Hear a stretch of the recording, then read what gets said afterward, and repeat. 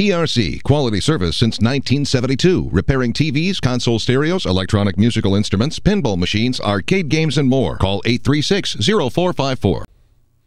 This is the afternoon edition of the Weather Xtreme video. This is for Tuesday, the 8th day of September. James Spann here in the weather office. A few little popcorn showers and storms are out there today, much like a late summer day, but they're pretty widely spaced. Let's talk about it. First off, downtown Birmingham. By golly, a thunderstorm developed right over downtown about 1 o'clock, in some spots getting really heavy amounts of rain. But you go 1 or 2 miles in each direction, no rain at all. Look at the Jasper sky cam up in Walker County. The sky mostly sunny there. That's from downtown Jasper from the King Building. And from Tuscaloosa, that's looking east from the top of the Tuscaloosa County Courthouse, a field of cumulus clouds there. Water vapor satellite shot, not really helping us forecast the weather a lot. All of the thunderstorms in the afternoon pretty much determined by mesoscale features you won't see on that map. And, of course, also by the daytime heating process. The core of the westerlies are up in Canada. Check the radar at 1:30 this afternoon. You can see scattered showers and storms, mainly over the Tennessee Valley from near Russellville over to Falkville and Boaz. And you can barely see it on that map. There's a closer look. There's that downpour sitting right over Birmingham, pretty much right on top of Red Mountain. And if anything, it's drifting south, but it's not moving much. And some spots have really seen some big rain from that thing, but it's very, very isolated. Of course, the organized severe weather not happening here. Got a slight risk from the northeastern tip of Colorado up to the Canadian border for this afternoon and tonight. And there's the expected rain for the next 5 days.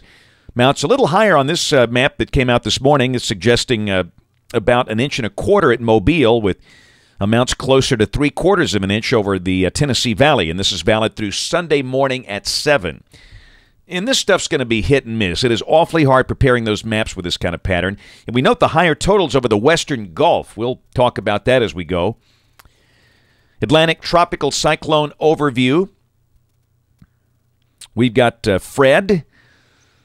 Hey, just make sure you want to look for Wilma, out in the eastern Atlantic. And that little disturbance on the middle Atlantic coast is pretty interesting. There's a satellite shot of that thing, and it doesn't look like a classic tropical system. It's more of a hybrid, and it's kind of not moving much. There's blocking high pressure north of that thing, so it might just kind of meander about out there for a while, maybe drifting east and then drifting back west. We'll watch that, but for the moment, it does not look purely tropical.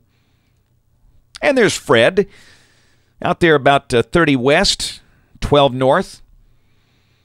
Models are in pretty good agreement. You see the Clipper runs taking it northwest. Those are statistical models, not dynamic models. The dynamic models are in very good agreement. It's very slow motion north.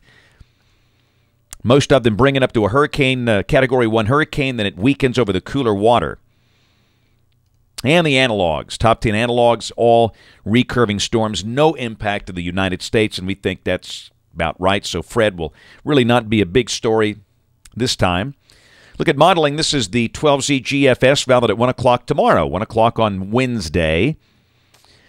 And again, the winds aloft are light and variable, just a light northwest flow, so the storms that do pop up should drift from northwest to southeast.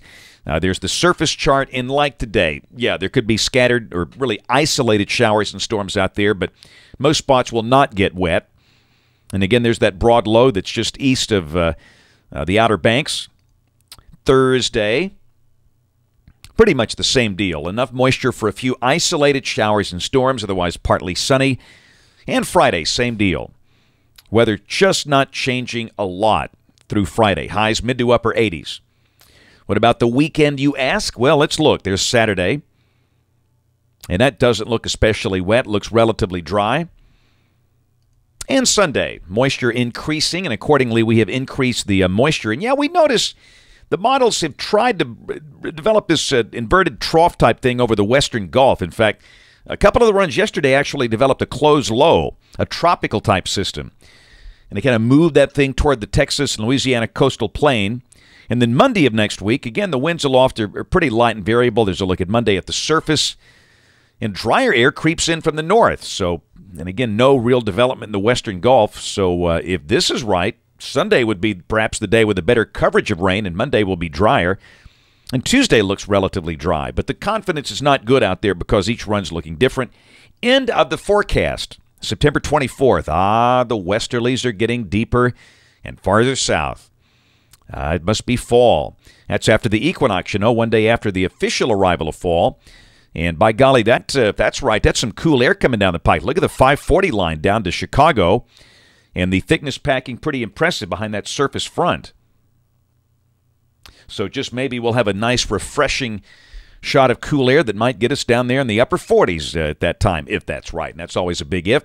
That's it for the Weather Xtreme video today. We'll have notes on the blog. The next video here by 7 o'clock tomorrow morning. And, of course, if you're local to us, we invite you to watch us on television this evening. ABC 3340 News at 5, 6, and 10. Again, thanks for watching. Have a wonderful evening, and God bless.